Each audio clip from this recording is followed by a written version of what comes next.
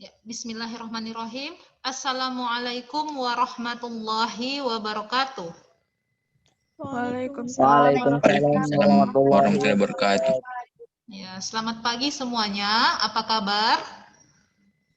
Pagi, Mem. Alhamdulillah baik, Mem.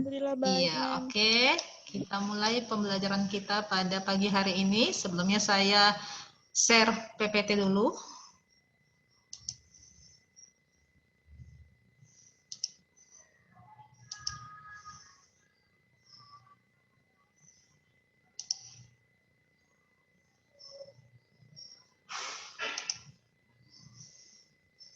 Jelas, Nak? Kelihatan?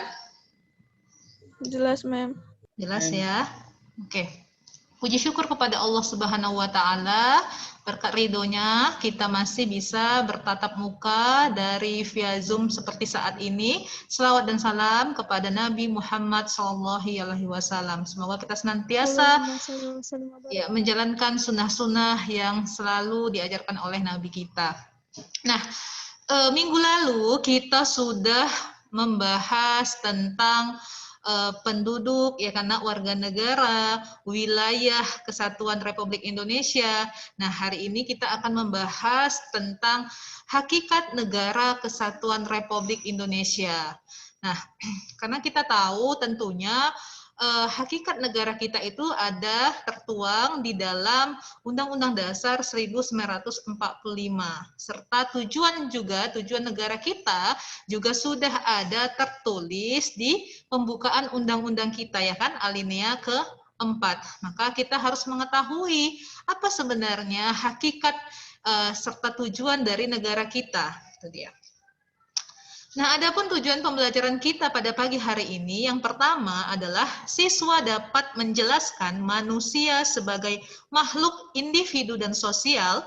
Kemudian, siswa mampu mendeskripsikan pengertian bangsa dan negara. Selanjutnya, siswa mampu menjelaskan hakikat negara Kesatuan Republik Indonesia. Nah, apa yang dimaksud manusia sebagai makhluk individu ataupun sosial? Nah, karena di dalam sebuah negara hakikatnya tentu pasti ada orang-orang ataupun makhluk hidup yang mendiami negara tersebut. Nah, makhluk hidup itu siapa? Yang tentunya kita sebagai warga negaranya. Nah, sekarang di sini apa yang dimaksud dengan makhluk manusia sebagai makhluk individu ataupun sosial? Nah, kita lihat bersama. Nah, hakikat manusia itu ada dua macam bentuknya, Nak. Jadi, manusia sebagai makhluk individu dan manusia sebagai makhluk sosial. Nah, kita lihat bagaimana ataupun apa keterangan manusia sebagai makhluk individu. Jadi, manusia itu sendiri dikatakan sebagai makhluk individu adalah cenderung bertindak ataupun mementingkan diri sendiri untuk memenuhi kebutuhannya. Kemudian, manusia itu adalah manusia yang diciptakan oleh Tuhan Yang Maha Esa, yang terdiri dari jiwa dan raga serta dilengkapi potensi ataupun kemampuan akal, pikiran, dan perasaan yang berbeda antara manusia satu dengan yang lainnya. Ya, pasti kita lihat manusia sebagai makhluk individu, tentunya kita sebagai manusia itu memiliki ciri-ciri khusus tersendiri ya, karena antara si A dengan si B pasti berbeda ya kan. Antara Gita dengan Salwa pasti memiliki ciri-ciri khusus tersendiri. Nah, itu yang dimaksud sederhananya adalah manusia sebagai makhluk individu. Yang kedua adalah manusia sebagai makhluk sosial ataupun biasa disebut dengan zon politikon ya karena.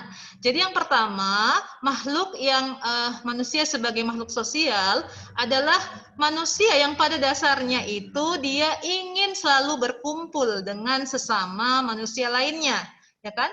Sama ya, seperti kita juga, kita pasti ingin memiliki teman ya karena kita nggak mau hidup sendiri-sendiri. Nah, itu maksudnya. Yang kedua adalah dalam kehidupannya selalu membutuhkan bantuan orang lain untuk dapat memenuhi kebutuhan hidupnya ataupun hajat hidupnya. Ya, tentu kita sebagai makhluk ataupun sebagai makhluk hidup, kita tidak mungkin bisa hidup sendiri ya karena kita sangat butuh bantuan orang lain, ya kan? Contoh misalnya dalam memenuhi kebutuhan hidup kita. Kita memiliki uang pun, tetapi jika tidak ada orang yang berjualan, ya kan, kita tidak akan bisa memenuhi kebutuhan hidup. Makanya manusia itu sifatnya juga sebagai makhluk sosial. Sampai sini bisa dipahami? Bisa ya? Bisa. Iya. Oke, kita lanjut. Nah, jadi dari kedua penjelasan tadi dapat disimpulkan bahwa memang makhluk sosial itu selalu ingin berkumpul ya, karena dengan sesama manusia lainnya untuk memenuhi kebutuhan. Baik mungkin berdiskusi seperti kita sehari-hari jika di sekolah ya kan, bahkan di tengah-tengah keluarga juga seperti itu. Ya, karena dalam pengambilan keputusan kita pasti selalu bertanya kepada orang lain untuk apa? Untuk secara musyawarah mufakat. Nah, selanjutnya adalah tadi sudah membahas tentang makhluk individunya, maka sebuah kumpulan manusia jika disatukan dalam suatu wilayah maka akan membentuk yang namanya bangsa. Nah, bangsa ini sendiri juga memiliki pengertian. Jadi, ada beberapa para ahli terkemuka yang mendeskripsikan tentang pengertian bangsa, yaitu si Ernest Renan yang berasal dari Prancis. Katanya, bangsa adalah sekelompok manusia yang berada dalam suatu ikatan batin yang dipersatukan karena memiliki persamaan sejarah dan cita-cita yang sama. Itu kata si Ernest.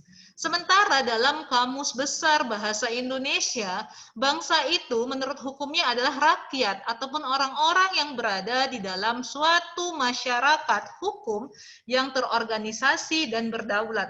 Ya, tentu dari kedua pengertian tersebut sebenarnya tujuannya itu sama ya, karena bahwasanya bangsa itu adalah orang-orang yang mendiami suatu tempat yang dia memiliki persamaan tujuan, ya, tujuan yang sama ya kan, sejarah yang sama, itu dia maksud dari pengertian bangsa. Nah, bangsa itu sendiri memiliki ciri-cirinya ya, ataupun kenapa disebut sebuah bangsa. Yang pertama itu dia memiliki cita-cita bersama yang mengikat dan menjadi satu kesatuan. Jadi sebuah bangsa itu bisa dikatakan bangsa jika dia memiliki ciri-ciri dengan cita-cita bersama. Ya. Yang kedua adalah perasaan senasib dan sepenanggungan. Makanya mau sekelompok orang itu bisa membentuk yang namanya bangsa. Ketiga adalah karakter yang sama. Ya, karakter yang sama nih bisa jadi merasa memiliki sebuah karakter yang sama ya nak ya, bukan ciri fisiknya. Yang keempat adalah adat istiadat atau budaya yang sama ya, walaupun kita lihat sekarang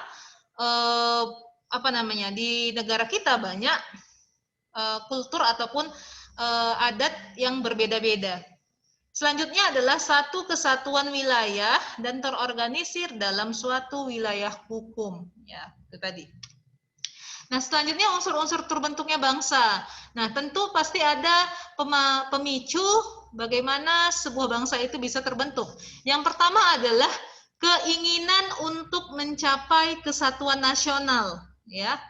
Selanjutnya keinginan untuk mencapai kemerdekaan dan kebebasan. Karena tidak ada mungkin bangsa yang mau terbelenggu ya, karena kalau seperti itu pasti bukan bangsa namanya. Selanjutnya adalah keinginan dalam kemandirian dan keunggulan, serta keinginan untuk unggul di hadapan bangsa-bangsa lain dalam mengejar kehormatannya dan prestisenya. Ya. Nah, kita lanjut ke pengertian negara sekarang. Nah, jadi yang dimaksud dengan negara adalah suatu organisasi kekuasaan yang menyatukan kelompok manusia dalam wilayah tertentu. Nah, kita sudah tahu ya, karena unsur-unsur terbentuknya negara. Karena negara tidak akan menjadi sebuah negara tanpa adanya orang-orang ataupun bangsa yang mendiami negara tersebut, ya kan? Jadi perlu adanya bangsa sebelum terbentuknya negara. Seperti itu ya. Nah, kita lihat unsur-unsur terbentuknya negara. Jadi ada dua unsur ya kan yang merupakan pemicu terbentuknya negara. Yang pertama adalah unsur pokoknya, yaitu unsur konstitutifnya. Ya, ini sudah kita pelajari belum, Nak? Ada nggak yang menyangkut di materi ini sebelumnya? Sudah ada belum? Tentang unsur-unsur terbentuknya negara. Ada? Sudah pernah mendengar unsur pokok dan unsur tambahan? Sudah, Bu. Sudah ya? Sudah, Mem. Iya, ini kita singgung lagi karena memang materinya berkaitan dengan negara. Jadi unsur pokoknya ataupun disebut dengan unsur konstitutif ya, karena artinya dia secara hukum jadi unsur yang mutlak yang harus ada. Yang pertama harus ada rakyat tadi ya kan, bangsa, kedua wilayah untuk bisa membentuk negara, yang ketiga pemerintah yang berdaulat, artinya harus ada pemimpin dalam suatu negara tersebut. Itu mutlak harus terpenuhi untuk membentuk suatu negara. Nah, sementara unsur tambahan ini adalah unsur deklaratif ataupun disebut dengan unsur deklaratif. Jadi unsur ini boleh ada dan boleh tidak ada. Jadi kalaupun unsur tambahan ini tidak ada, bukan berarti sebuah negara itu tidak bisa dikatakan negara, ya kan? Hanya saja ini merupakan unsur tambahan agar negara tersebut lebih dikenal di dunia internasional, seperti itu dia. Jadi unsur tambahannya itu ya adalah pengakuan dari negara lain, ya kan? Pengakuan dari negara lain juga terbagi atas dua, secara de facto dan secara de jure. Artinya secara faktanya ada negara tersebut dan secara hukumnya. Hukumnya apa? Bisa dilihat bagaimana maksudnya. Jadi hukum ketika negara itu merdeka diakui oleh seluruh masyarakat dunia ataupun negara-negara yang lain yang berada di sekitarnya. Seperti itu dia. Nah, jadi ada negara yang mungkin hanya memenuhi unsur pokok konstitutif saja, ada juga negara yang memiliki kedua-duanya, unsur-unsurnya, ya kan? Itu bisa jadi karena apa? Memang banyak juga negara-negara yang belum tergabung di dalam PBB juga seperti itu ya, karena Perserikatan Bangsa-Bangsa, dan banyak juga negara yang merdeka tapi simpang siur masih tanggal-tanggal kemerdekaannya, itu dia. Makanya hal itu bisa terjadi. Oke ya, kita lanjut. Nah, dari unsur tersebut kita bahas satu persatu. Yang pertama itu adanya rakyat. Nah, apa yang dimaksud dengan rakyat? Rakyat adalah semua orang yang berada dan berdiam dalam wilayah negara tertentu, ya kan? Seperti yang kita sudah bahas sebelumnya bahwa rakyat itu terbagi atas 4 poin, ya, karena yang pertama adalah rakyat itu terbagi atas penduduk dan bukan penduduk, warga negara dan bukan warga negara. Nah, itu yang dimaksud dengan rakyat, ya kan? Bisa dipahami ya? Selanjutnya unsur konstitutif yang kedua adalah adanya wilayah. Tadi negara itu harus memiliki wilayah. Nah, wilayah ini sendiri terbagi atas 4 unsur. Yang pertama itu adanya daratan, lautan, udara, serta daerah ekstrateritorial.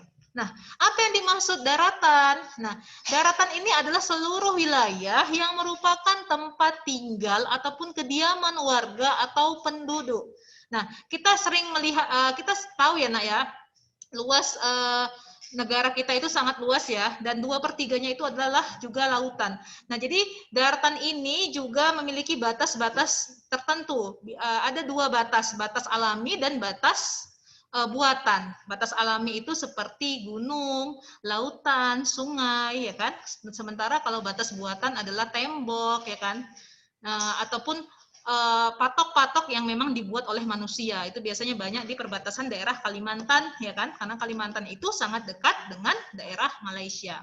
Nah, itu untuk daratan. Sementara lautan tadi, lautan juga terbagi atas daerah teritorial, daerah zona ekonomi eksklusif, zona tambahan, serta landas kontinen. Nah, ini sebenarnya sudah kita bahas ya di minggu yang lalu, materi tentang wilayah NKRI ya, Negara Kesatuan Republik Indonesia. Ini hanya menyinggung sedikit karena memang materinya bersinggungan dengan wilayah negara kita. Itu ya. Sementara untuk udara adalah ruang udara yang terletak di atas permukaan wilayah kita, wilayah negara kita. gitu ya.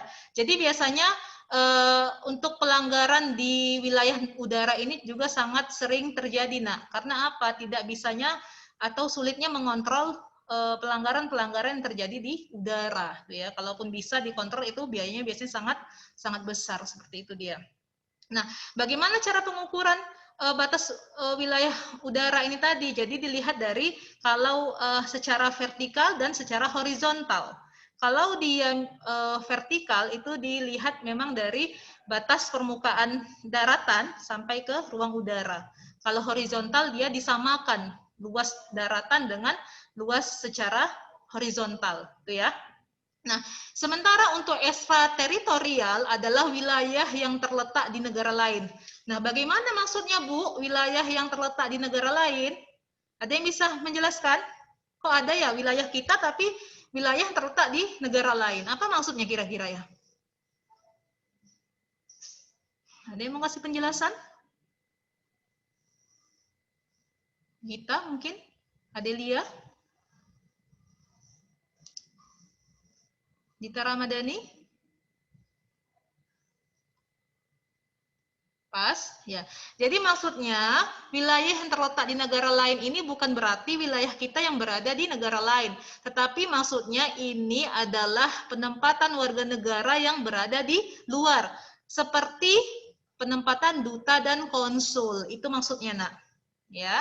Atau misalnya penempatan kapal-kapal kita yang berada di luar negeri. Itu dia.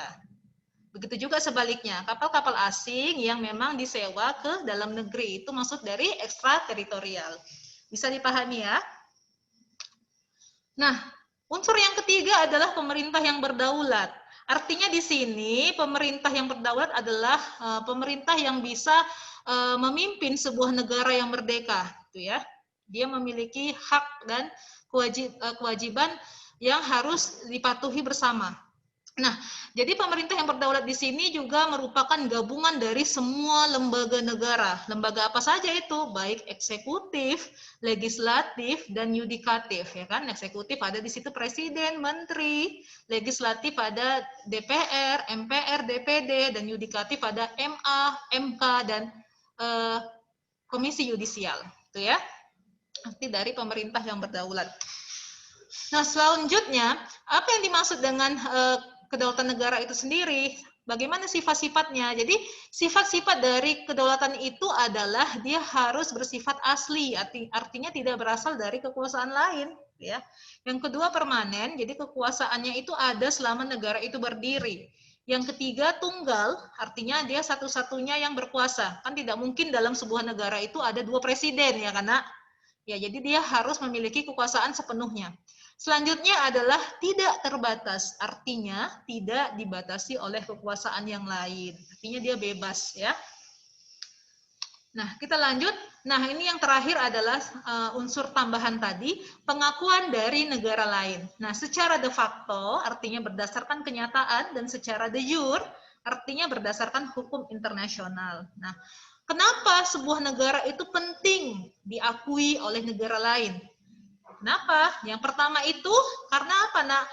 Adanya kekhawatiran bagi sebuah negara untuk terancam kelangsungan hidupnya. Artinya adanya kudeta maupun intervensi dari negara lain. Itu sebenarnya. Tapi kalaupun tidak ada pengakuan dari negara lain, ini tidak masalah. Ini hanya unsur tambahan saja. Yang kedua adalah negara itu tidak dapat berdiri sendiri tanpa bantuan ataupun kerjasama negara lain. Karena sejatinya kalau adanya unsur tambahan ini, maka negara-negara luar yang ingin melakukan hubungan kerjasama terhadap negara yang diakui ini tadi, seperti misalnya Indonesia. Indonesia itu alhamdulillah diakui oleh, kita memiliki unsur tambahan tadi, diakui oleh negara lain. Jadi mudahnya adalah mudah untuk melakukan hubungan kerjasama. Itu yakin bahwa negara-negara itu untuk bisa melakukan hubungan kerjasama dengan negara tersebut. Itu dia, Nak, keuntungannya. Ya. Selanjutnya, nah ini tadi. Karena kita sudah membahas tentang manusia sebagai makhluk sosial, sebagai individu, sebenarnya apa tujuan kita, tujuan negara kita itu tertuang di dalam Undang-Undang Dasar 1945. yang menyatakan bahwa negara Indonesia itu adalah negara kesatuan yang berbentuk republik. Nah, ini sebenarnya intinya. Dengan bentuk republik ini berarti Indonesia adalah negara yang demokrasi. Yang demokrasi itu seperti apa? Adalah sistem di mana keputusan itu diambil berdasarkan keputusan oleh rakyat, ya kan? Dari rakyat, oleh rakyat, dan kembali lagi untuk rakyat. Seperti itu ya, Nak ya. Selanjutnya, tujuan dan fungsi Negara Kesatuan Republik Indonesia. Jadi tujuan negara kita nih ya, ada di dalam pembukaan undang-undang alinea keempat, bahwasanya sesuatu yang ingin dicapai oleh sebuah negara kita ini sebenarnya tujuannya ingin memajukan kesejahteraan umum, ya, karena mencerdaskan kehidupan bangsa artinya adalah bagaimana bangsa kita itu bisa makmur, bisa unggul di dunia internasional. Seperti itu dia sederhananya. Nah, ini tadi ya, melindungi segenap bangsa, tujuan kita memajukan kesejahteraan umum, ikut melaksanakan ketertiban dunia, itu ya. Selanjutnya, fungsi negara yang pertama adalah melaksanakan penertiban, ya.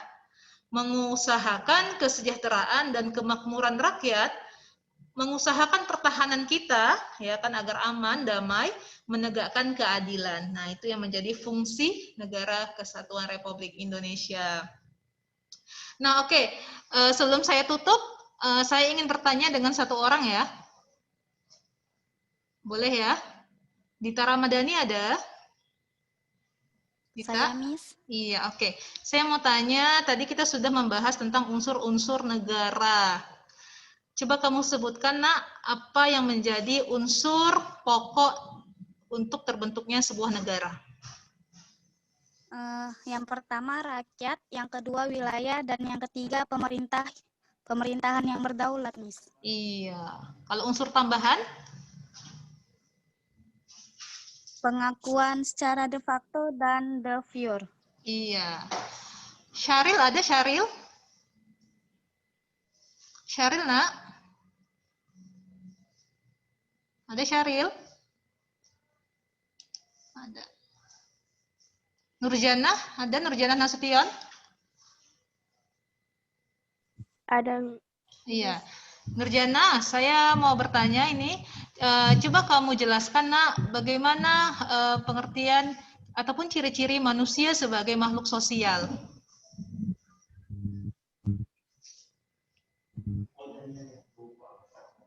Gimana, Nur? Manusia zon politikon, Miss.